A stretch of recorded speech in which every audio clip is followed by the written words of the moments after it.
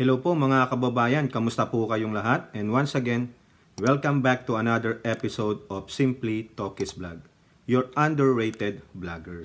So ang pag-uusapan natin for opinion at reaction mga kababayan ay ito pong inilabas na statement ng inyong VP Sara Tammy Duterte at ganun din po yung mga sinasabing pahayag laban sa House of Representatives sa pagpapalabas sa dalawang fake news peddler na kanilang kinontempo dyan sa House of Representatives. Pero bago ang lahat, i-flex po natin yung Haya Nature Resort. For more details, punta lang po kayo sa kanilang Facebook page at tayo magpapasalamat sa lahat ng ating channel members, followers, subscribers, mga nagla-like at nag-share ng ating videos. May God bless you all.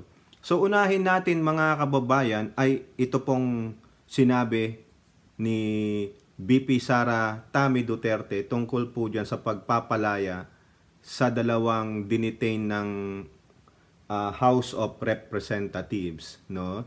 So dito po sa balita ng Manila Bulletin, kukunin lang po natin yung kanilang headlines.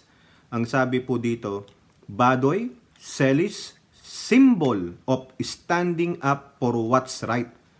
Ayun po ang sabi ng inyong Sara Tammy Duterte.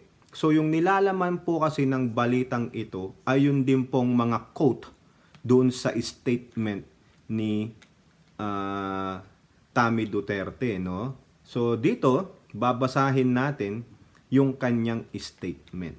O ayan po. Assalamualaikum. Maraming salamat sa lahat ng mga Pilipino na sumuporta at nakiisa sa laban ni na Dr. Lorraine Badoy at Jeffrey K. Eric Celis. O sa mga lahat daw po ng mga Pilipino na sumuporta sa dalawang fake news peddler na ito. So therefore, mga sumusuporta at naniniwala sa mga fake news maker. Ano kayo?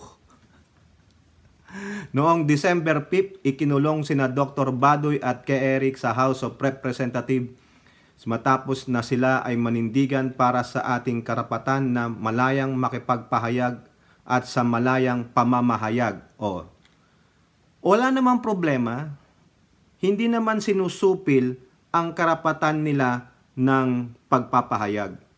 Hindi sinusupil ang karapatan nila for freedom of expression or speech. Pero ang hindi mo kasi naintindihan, Sara Tammy Duterte, silang dalawa ay nagpapakalat ng fake news. Silang dalawa ay masyadong arugante. Masama bang din magtanong sa kanila? Kung sinasabi nyong hindi masama ang pagtatanong, masama po ba na tanongin kung sino ang source nila? Since inilahad nyo publicly yung kanilang news daw po, na alam nyo naman na yung sinasabi nilang 1.8 billion travel expenses ng nag-iisang tao lamang, na yun ay si Speaker Martin Romualdez. Masama po ba na tanongin rin sa kanila publicly kung sino ang source nila? Hindi po per yun.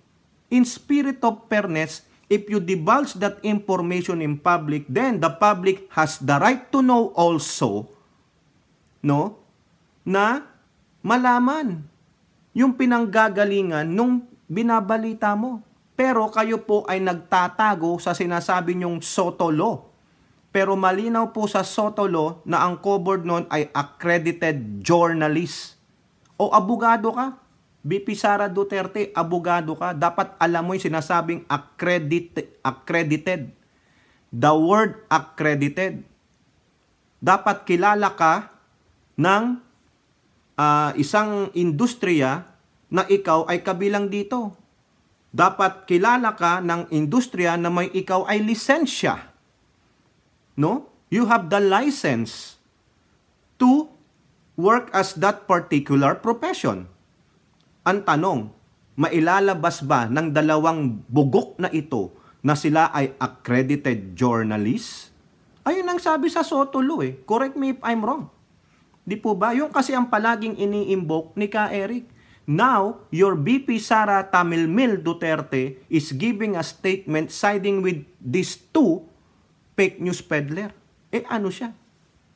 Ang bilis niyang maglabas ng statement sa mga bagay na ito, pero ano po ang kanyang statement which concerns our national interests, our national security, our national sovereignty? Ayan po. Courtesy dun sa isang pinapanood nating vlogger. Shout out sa kanya. Di po ba? Ayan, panoorin nyo. Pong choyla, chididikong koyla, buchikek, ek, bobo chichang, chidikong tong na, buchikek, ek, chidiwongwong choy, chodokongkong loy, chidang bobo chichang, chidikong tong na, chiding chong yakangkong wop, buchikek, ek. Di ba? Abukchikik.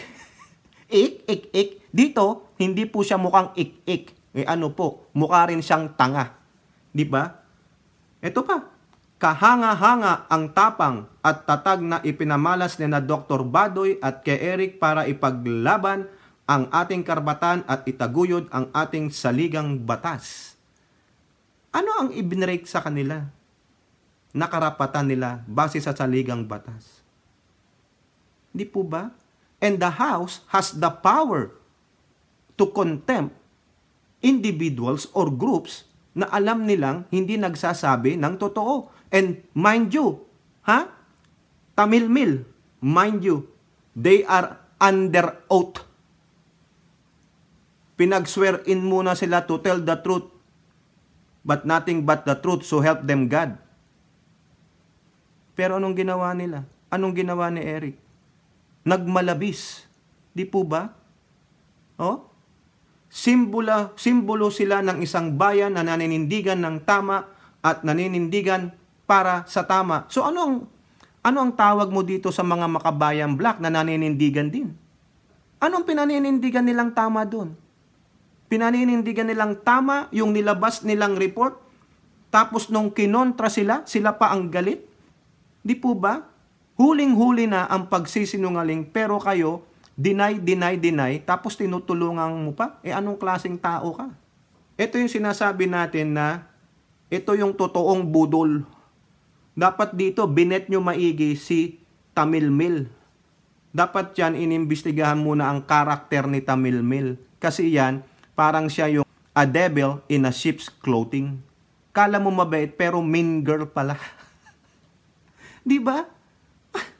Statement of what? Statement of being hypocrite ka. Kasi kasama niya itong dalawa na ito dati sa NTF-ELCAC. Di po ba? Una nang nagpakita ng katapangan at katapatan sa bayan sina Dr. Badoy at ka Eric bilang bahagi ng matagumpay na kumpanya ng Duterte Administration laban sa terorismo ng Insurhiya sa ilalim National Task Force to End Local. Sabi ko na nga ba eh. Di ba? This is not in spirit of fairness. Ito talaga, kampihan ito. At dito po sa statement na ito, talagang sinasabi ni VP Sara Duterte na may kakampi kayo na labanan ang Kongreso. VP Sara Duterte, pasimuno ng gulo. Tama, mali. Di ba? Sa simula pa lang. Hindi niya binigay yung reason niya. Bakit siya nagsabi nung sa imong sa imong ambisyon, wag kang tambaluslos? Tapos yung mga pari-parinig niya, ayaw niyang banggatin yung last name ni Pangulong Bongbong Marcos. Ano ang dahilan? Ano dahilan mo? Tapos nag-quit ka dun sa partido ni Speaker Martin. Kayo ba alam niyo ang dahilan? Siguro yung mga close niya lang sa kanya ang nakakaalam ng dahilan, pero does the public deserve to know the truth? Sabi natin, do you wanna know the truth? The truth hurts, so be it. Ipakita mo. So therefore, ikaw ang pasimuno ng gulo. Because you publicly, di ba, show your true colors. Na isa kang mean girl. Na isa kang demonyita. Di po ba? Ito pang maganda dito mga kababayan, ito ang president nito. Talagang makikita mo na may balak sila. na makikita nyo na gumagalaw na po sila. Kaya dapat ang Pangulong Bongbong Marcos ay mag-iingat dito, mga kababayan. Kinikilala natin ang mga magigiting na retired Philippine Military Academy alumni. O tignan nyo paano napunta dito sa PMA alumni? At ang mga dating membro ng AFP na naglabas ng matapang na panawagan para sa pagpapalaya ng dalawa. Ang panawagan ng PMA alumni at mga kawal ng AFP, meron pong mga kawal ng AFP. So tama si Browner. Tama yung sinasabi ni Browner. May mga kawal ng Armed Forces of the Philippines that they are disgruntled. Kasi sa pag-uudyok nitong BP Sara Tamilmil ninyo. May nag-uudyok sa kanila. Remember her speech o yung statement niya about against the amnesty and peace talks? She is steering the pot. Iba yung audience niya sa statement na yon. The audience are this, the AFP, retired or inactive service. Ay lumalabas po ang katotohanan. Nahuhuli siya, di ba? Ginagamit na nila ang Armed Forces of the Philippines. So itong mga to, their loyalty is not for the country. Their loyalty is for this specific group of people only. Di ba? Ang panawagan ng PMA alumni at mga kawal ng AFP ay paalala rin sa kahalagahan ng kaayusan, integridad at maayos na pamahalaan. Sino na ang pinupulaan dito? Maayos na pamahalaan. Sino na ang binabanatan? Si Pangulong Bongbong Marcos. Ibig po sabihin, sa tingin nitong mga ito, walang kaayusan, walang integridad at hindi maayos ang pamamahala ng Pangulong Bongbong Marcos. Ginamit pa rin nila dito ang lahat po. May mga kasapi daw ng media, social media practitioners, professionals, IP leaders, at kung ano-ano pa. May kapangyarihan ang bayang nagkakaisa para sa pagsulong ng ating karapatan, para sa katarungan, katotohanan, at sa pagtatatag ng mapayapa at matibay na bayan. Bugok! Malditang bugok! Ni hindi mo nga masabi itong last paragraph mo dito, tungkol sa issue ng West Philippine Sea. Di po ba? Sa pagsusulong ng ating karapatan. Ano ang sinusulong natin sa West Philippine Sea? Binubuli na ang mga kapwa mo Pilipino. Pero ikaw, Tamilmil. Tignan nyo tong quote card na yan. Sa soberenya. Soberenya ng Pilipinas sa West Philippine Sea. Ano ang sabi niya? Blanco. Di po ba mga kababayan? Tapos, you have the audacity to say this? Sa pagsulong ng ating karapatan? Ay, Diyos mio, mga kababayan. Delikado talaga maging presidente itong si Hitad na ito. Tatawagin ko na rin tong Hitad na Tamilmil. Bakit? Pangsarili. Pangsarili lang ang alam niya. Hindi po siya totoong makabayan. Hindi totoong sinasabi niyang mahalin natin ang Pilipinas. Bakit hindi pa parte ng Pilipinas ang West Philippine Sea? At kinakatigan mo itong dalawang bugok na ito na nag-fake news peddler? At nagtatago sa isang batas na hindi naman applicable sa kanila? Di po ba? Huwag kayong pabulag mga kababayan. Hindi totoo yung sinasabi ng mga to. Di po ba? Eto pa, no? Okay. So yung si Tamilmil, wala talaga yan. No? She is the one. Siya ang leader. Pasimuno ng gulo. Yan. Kaya kayo po dyan na nakapalibot kay Pangulong BBM, kay DND Chief, kay AFP Chief, no? Sa National Security Council. Kayo po ay magmasid-masid kasi meron po silang binabalak talaga. Ito makikita nyo. Pinakita ko na yan sa inyo. No? Yung quote card na yan, oh. 'Di ba? Iuupo nila si Tamil Mill sa 2024. Meron pa isa. Mamaya, no? Okay? Ito, sa Twitter account po nitong mga to. O ayan, tingnan nyo yan. Ito, sino ba tong animal na pusang gala na ito? O itong Alex Bonifacio na ito, ano sabi? Sabi nung pusang gala, sabi ng mga ungas, wala daw magagawa ang mga retired PN mayors. O yan. Mga ungas daw tayo. Wala akong sinabing walang magagawa ang PM mayors. I don't care about them. Pero kung sila ang magkukos ng destabilization o gagawa sila to overthrow the legitimacy of presidency of Bongbong Marcos, delikado yan. Dapat talaga bantayan itong mga ito. Di po ba? O mga legit PM mayors ba yan? Ayan ang tanong. O sabi nitong Alex Bonifacio sa kanyang Twitter account, they should have never released Badoy and Celis from their illegal confine. Anong English ba ito?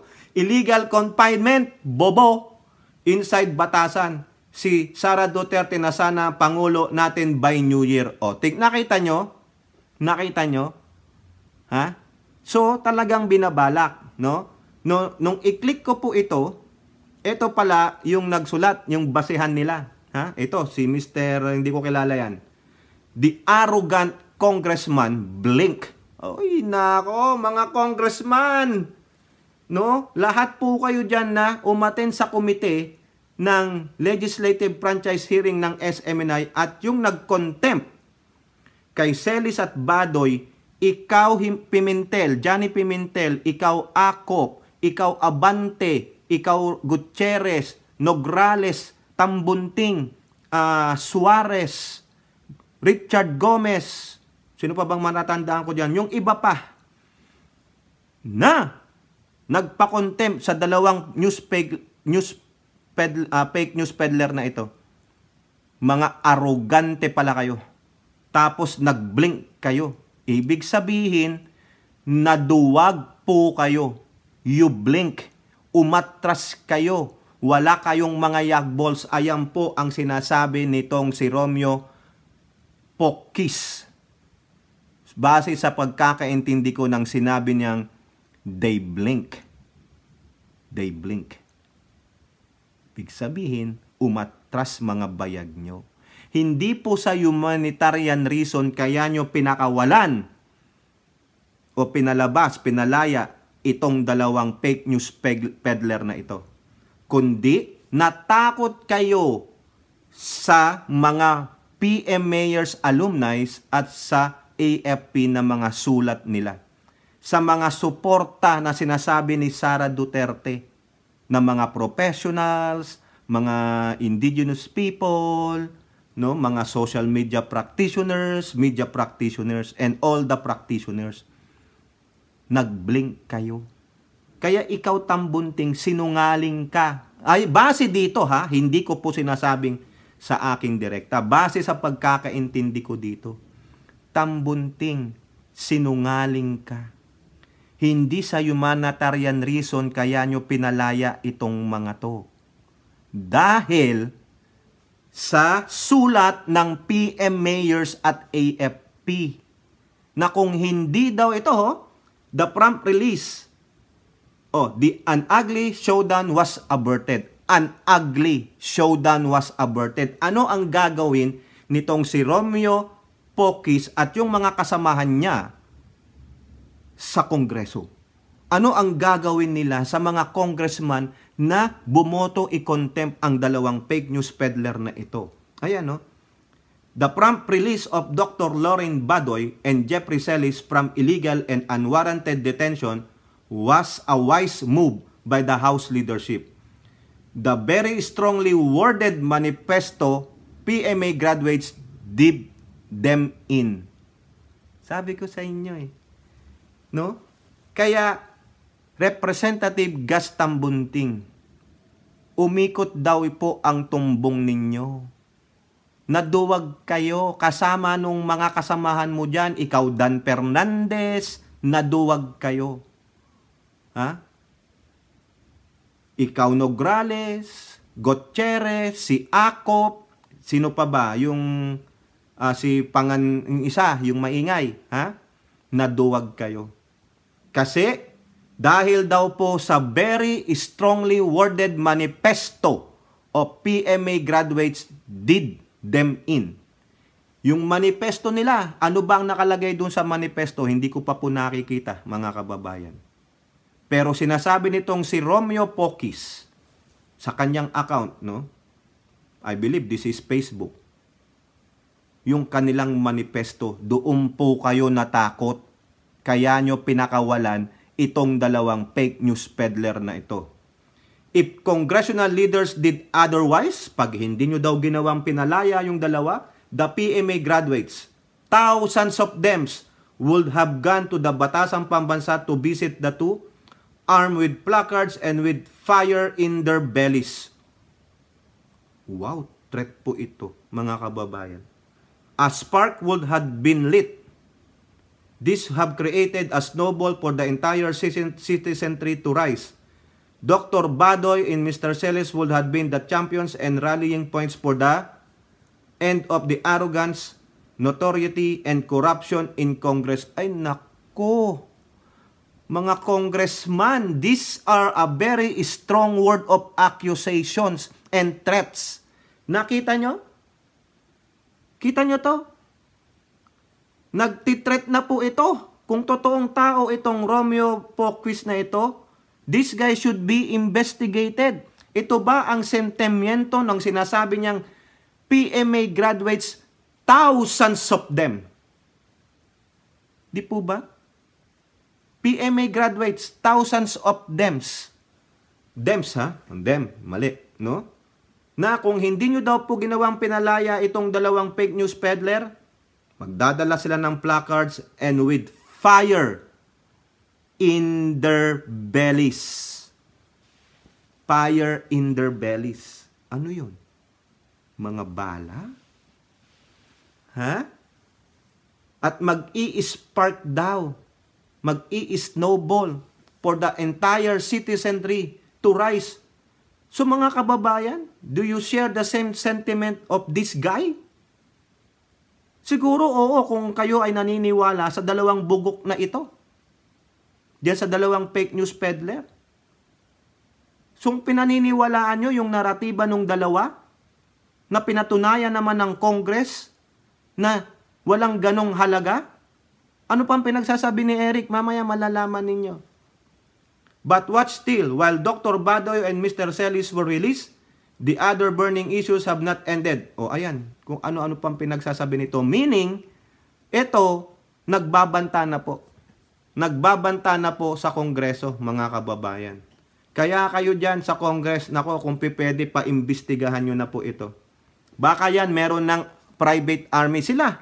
Baka naghahanda na yan ng kanilang mga plano, may plano na, at, nako, baka marami ng ano yan, armas yan, mga kababayan, nakakatakot po yan.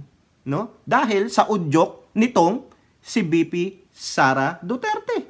Di po ba, mga kababayan? Siya po yan. Siya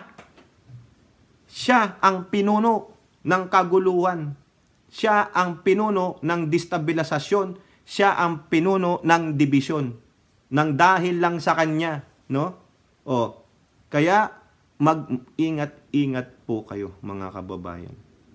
They want to overthrow the government. They want to destroy the Congress because itong mag-amang ito, sila ang mga pinuno ng kaguluhan. Sinimulan nyo eh. Diba? Kayo ang nauna dyan. Ginagawa lang ng Kongreso ang trabaho nila pero nakialam kayo. Tandaan mo na sa executive department ka, co-equal branch ka, pero pakialamera ka. Simple ka lang, bugo. O, punta naman tayo dito kay Eric. O, sabi ko sa inyo eh, panoorin nyo po itong video nitong kay Dan Fernandez. Ito, pinakita ko na to sa inyo mga kababayan. Pero gusto ko ulit panoorin ninyo. Ha? Ito po mga kababayan. Mr. Celis is a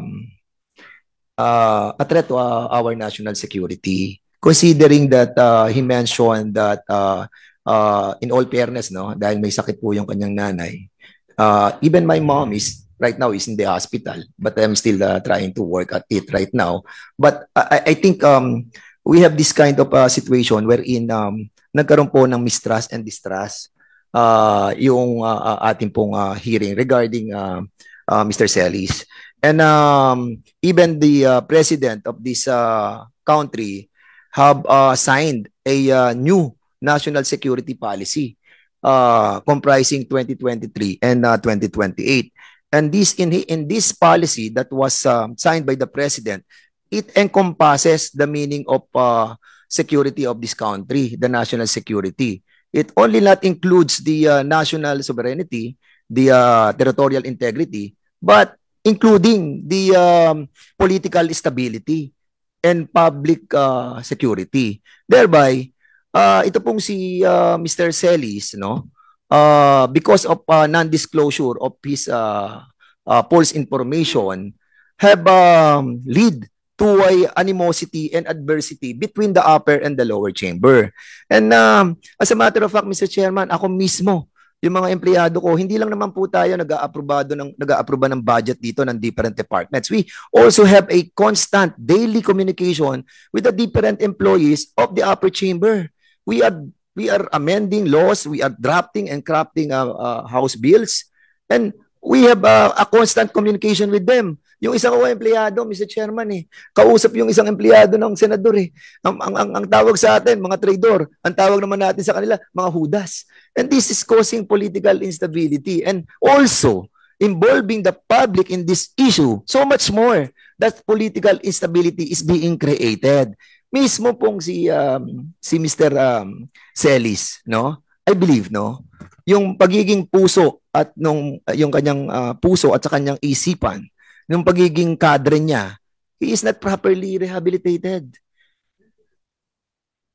It's always been there. Never been gone. And I believe, never will be, Mr. Chairman. That's the reason why meron siyang salita na kung hindi magkakaroon ng magandang hindi siya mapapagbigyan, babalik na lang po siya sa pagiging NPA. We are living in a democracy. Nakakatakot po. But unless that, yun na nga po, magsalita po si Mr. Celis that he will respect the decision of this committee, then I will change my consideration. So yan po, no, mga kababayan, no, malinaw po. Base po sa sinabi ni Representative Dan Fernandez, inulit lang natin that Eric Celis, a former cadre of terrorist group, New People's Army, a threat to our national security. Also, he was not totally reformed. Hindi po siya nagbago, nandun pa rin, nagkukunwari lang siya para lang po ma-milk out niya ang kanyang sinasabi niyang karapatan, no? Pero kung titignan ninyo, very shady siya. Shady ang pagkatao nito, no? Hindi dapat pagkatiwalaan nito, pero tinanggap po siya ng whatever show yan. At madali niyang napaniwala ang ating mga kasundaluhan. Kasi ang dila nito, dila ng demonyo. No? Ganyan po yan kadre yan Operatiba sila. Alam nila kung paano magmanipula ng mga tao. Di po ba? At nanghihingi siya ng humanitarian concerns kasi doon sa nanay niya. Di ba? Pero ano po paglabas niya? Ito, na-vlog natin. Arugante. No? Hindi man lang nakakitaan ng pagpapakumbaba, ng pagpapasalamat. O tama ba yan? So nakita nyo, tama si Dan Fernandez. Bakit naman pinalaya mo Tambunting? Kasi sinasabi po, nung isang kanina na sinabi natin si Mr. Pokis, kung totoo man po siyang tao, na nag-blink kayo. Nag-blink kayo, hindi humanitarian reason ang dahilan para palayain itong dalawa, kundi nag-blink kayo sa kanila na mga PMA graduates, mga kasundaluhan na active sa kanilang manifesto. Kasi kung hindi nyo palalayain ang dalawang ito, malamang si Sara Duterte na ang presidente by the year end. Yun po yung sinasabi ng mga followers nila sa Twitter account nila. Di po ba? Talagang may plano. No? Eh bakit hindi na lang pala siya ang tumakbong nung presidente nung 2022? Di po ba? O sino? Duwag. O anong sabi ni Eric dito? Ayan paglabas niya.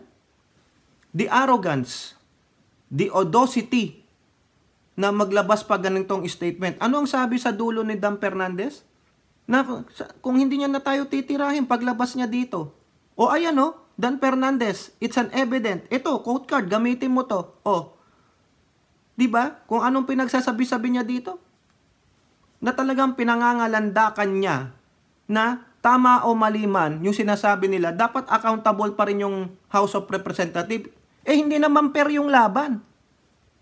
Kumbaga, lagi na lang defensive ang House of Representatives. Di ba? Ganyan po ang naratiba ng isang operatiba ng MPA. Hindi nagbago ito. Tingnan nyo, may source man o wala. Wah! So ano ang response?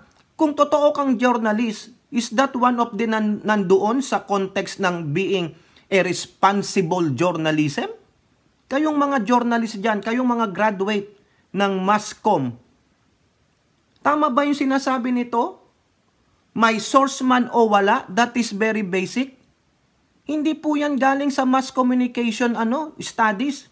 Correct me if I'm wrong, even though I'm not a mass comm.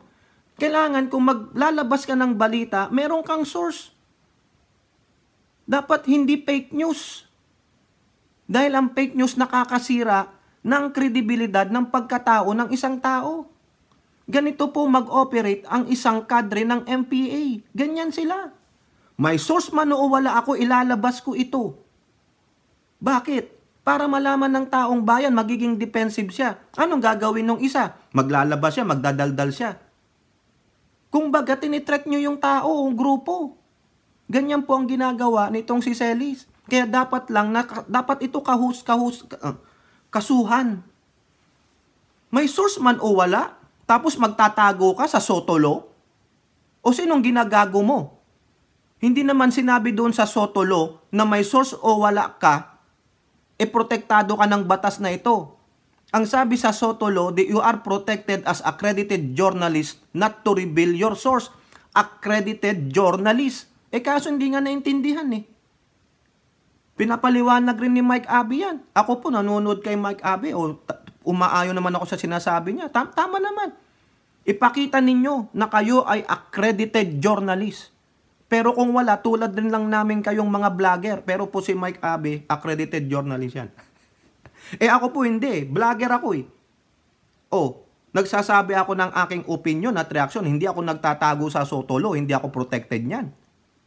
Di po ba? Pero itong si Calvo, sa kayong kasama niyang biatch, nagtatago sa Sotolo, nagtatago sa freedom of expression, nagtatago sa constitutionality rights.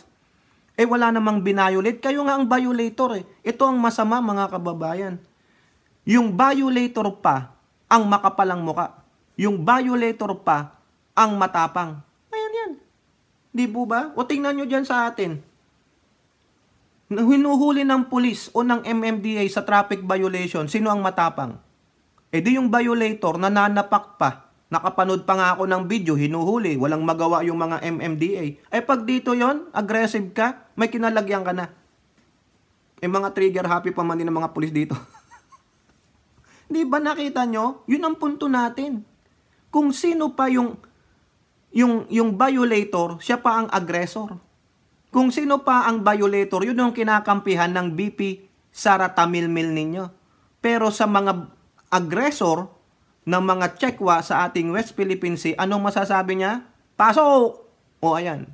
Pong choila, chiridikong koila, buchikek, ek, bobo chichang, chidikong tong na buchikek, ek, chidiwongwong choy, chodokongkong loy, chidang bobo chichang, chidikong tong na, chiding chong yakangkong wop, buchikek, ek. Di po ba? Tama, mali. O kayo po, no? Na mga supporters ng Bongbong Marcos administration, watch out po kayo. No? Mga loyalista, no? Watch out po kayo. dahil may balak po silang paupuin ito. Evident na po, lumabas na po sa statement nung Sara Duterte. Ha? Halata nyo, i-connect nyo na lang yung dots. Statement niya sa anti-amnesty and peace talks, yung current statement niya ngayon, nandun na ang mga AFP. May mga sundalo kaya si Browner, no? Nahuli rin natin maski na madaldal. Sa kadaldalan, nahuli natin na merong mga naawitan na ni Tamilmil. Kayo po, ano pong inyong masasabi? Comment down below. And don't forget to like and share. Hope to see you on the next videos. Bye-bye. God bless.